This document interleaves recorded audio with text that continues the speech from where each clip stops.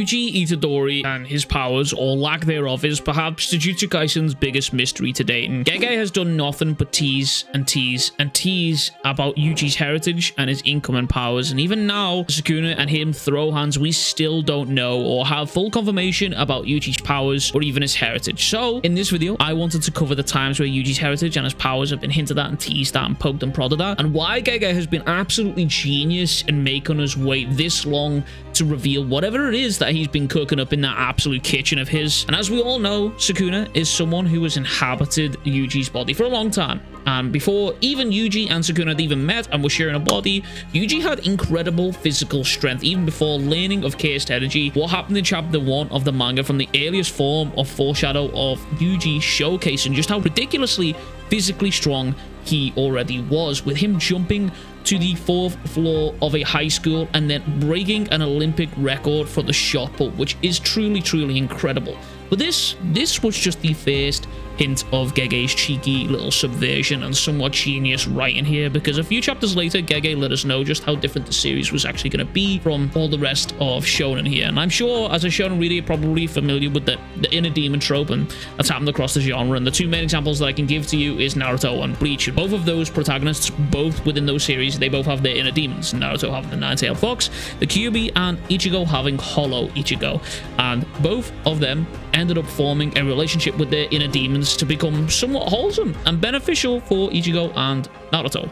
However, this is Jujutsu Kaisen, and that is not the case in this series. JJK subverts all expectations and has Sukuna kill Yuji after Yuji relinquishes control of his body in order to have Sukuna save him from a curse that is in front of him that he doesn't think he can beat. But this is where the sequence lets you and the audience know just how much Yuji fucked up, and this isn't going to be some wholesome inner demon story who learns his wrongs and decides to become a better story. No. This story is all about Sukuna doing whatever the fuck he wants, when he fucking wants, and how he fucking feels like doing it. If you could even argue that Sukuna is potentially just the main character of this story overall, whenever he appears on the screen, he is doing whatever the fuck he wants, and we're just following him. We're just along for the ride. But these events, though, they lead us into the second big hint at Yuji's power. When Gojo is training Yuji in chapter 10, Gojo mentions how in time, Yuji's body will learn Sukuna's technique, and so far, we've yet to see anything even remotely close to Sukuna's technique manifest within inside Yuji. Outside of these two hints, nothing came for hints of Yuji's power for a little while. We saw him fight multiple occasions and multiple opponents and grow at a rapid pace, which, I mean, in and of itself, you could probably consider this a hint.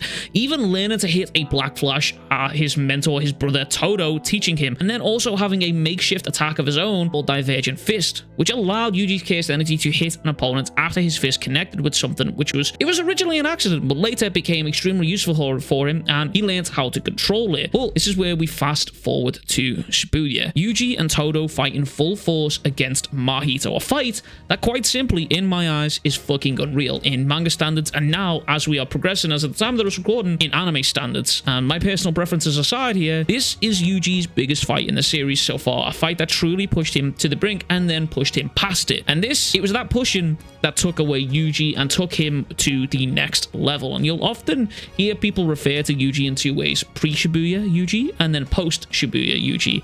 And this is because of Yuji's growth during this fight, which gave rise to JJK giving us our next little hints at Yuji's power, the Black Flash. Throughout the series, the Black Flash has been synonymous with Yuji Itadori. If you're a Jujutsu Kaisen enjoyer of either the manga or the anime, Yuji's understanding of cursed energy and its flow from hitting the highest amount of Black Flashes we've seen from any one character within this series has to be astronomically high. And in Shibuya, we are shown this phrase: there is not a single sorcerer who can use Black Flash at will. However, in this fight, Yuji Itadori is so amazing, he makes you think that he is using it at will. And now we go back to Divergent Fist. You remember Divergent Fist?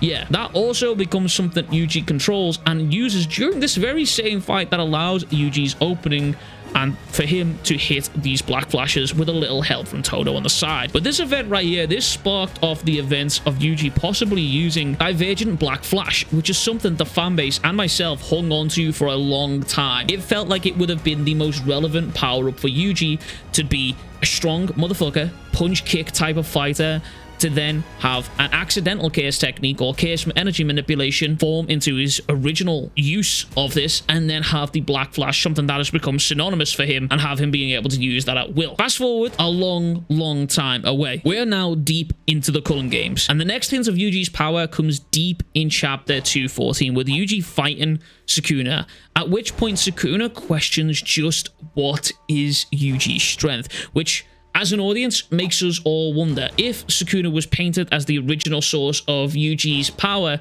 why was Sukuna so surprised that Yuji was this strong after leaving his body? Surely Sukuna should already have a good understanding of just how strong Yuji is. But at this point, he's already completely and utterly shocked at just how fast and how strong Yuji is moving. A couple of chapters later, and we see Yuji talking to Umai about how because he spent so long with Sukuna, Yuji is like a cursed object that is steeped in Sukuna's cursed energy. And then going on to say how he would eat anything to kill Sukuna, which then spawned in the most ridiculous amount of theories I think I've ever seen. Yuji eats the prison realm. Yuji eats Sukuna. Yuji eats Gojo. Yuji eats everything and everyone and anything possible to gain power. However, we're shown a couple of pages later in this very same chapter that he has apparently ate the remaining cursed womb death paintings that Shoso retrieved from Jujutsu Tech, which is insane. But from here, our next hints come from chapter 222, which is arguably Gege's possibly most controversial chapter outside of 236, where he drops an astounding amount of hints for all characters and plans involved, and then hits us with a fat time skip, which he's now slowly starting to explain in standard Gege fashion. But this chapter, it hits us with the possibility of Yuji being able to body swap with his opponents. And when we get to see these two panels that showed possibly Yuji swapping into Kusakabe's body and Yuji saying the words, "Master it already, Itadori," which is strange. Why would he say that to himself when he has just thrown Kusakabe onto the floor and Kusakabe seemingly agrees with him? It's interesting how that dynamic works. Maybe it is just a mass misunderstanding of the series and the words, but again, this spreads theories of Yuji body swapping, and everyone liked this idea purely because it seemed fitting for him to be the child of Kenjaku, who's known for body swapping within the series, and then Yuji also having a variation of that very same ability. It would be definitely fitting for Yuji and his character as a whole, which neatly leads us into the most recent chapters, being 238 and 244, where Yuji appears on the battlefield rocking up, spawning a new set of shine gauntlets, which sparked a massive debate of whether this is the official reveal of Yuji's chaos technique or just simply chaos tools made for Yuji to be able to punch kick harder, because, you know, Yuji punch kick type dude. But here's where things take the most interesting turn here, because Gege, being the genius he is, even right now at the beginning of the end, he keeps his cards so fucking close to his chest it's unreal. And we're shown Yuji hitting Sukuna, and Sukuna seemingly starts to vibrate, and Sukuna asks, what just happened? What was that? But this led the community to speculate wildly on whether this was Yuji's divergent fist, blood manipulation potentially, or even something entirely different. But when you really look at it, Gege Akutami has been an absolute genius in the writing of Yuji Itadori and his heritage and his powers that he is about to receive, constantly teasing us and hinting at the things to come, but never fully revealing what he actually is. And honestly, at this point, I wouldn't even be shocked if Gege actually just never revealed any of this information. But it is hard to deny that this is possibly one of the greatest kept secrets within modern manga right now. I mean, outside of One Piece and the secrets that series is keeping, I'm actually struggling to think of another series that holds secrets this close to its chest and teases them just as hard as Gege has been doing with this set.